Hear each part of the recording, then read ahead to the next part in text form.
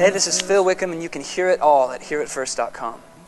Breaking of the human heart, there was you and there was me. More than any other record, this new CD, Heaven and Earth, tells a story from beginning to end.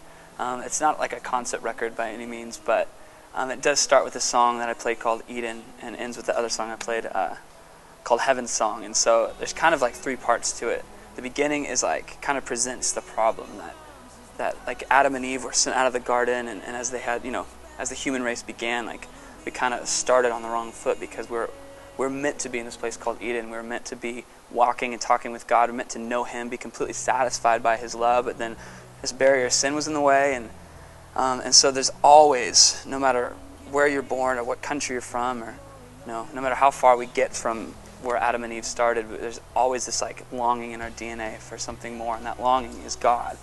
And so that's kind of like the problem I present at the beginning of the record, but then the solution as it goes on, it talks about Jesus Christ being the solution. There's a song called Because You're Love that's going to be right in the middle of the record, and it's like just like a sing-along worship song. It talks about how Jesus died on the cross for our sins and rose again that we may know life, and we can have that relationship with God again. And then so once that like kind of hinge song happens, then it turns into a worship record talking about the reward that we have with Jesus, like that we're going to actually see Him face to face, and that place that we were meant to be face to face with God, talking with Him, is going to come back. It's going to be this place called heaven, but it's going to be even better than it was, because like if you think about it, Eden was this perfect paradise, but one thing that couldn't be shown in Eden was like grace, because there's no sin to show grace for.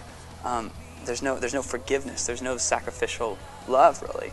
And so honestly, because of what has happened with the human race, and because of what God has done, there's going to be this even improvement on paradise, because it's going to include grace and love.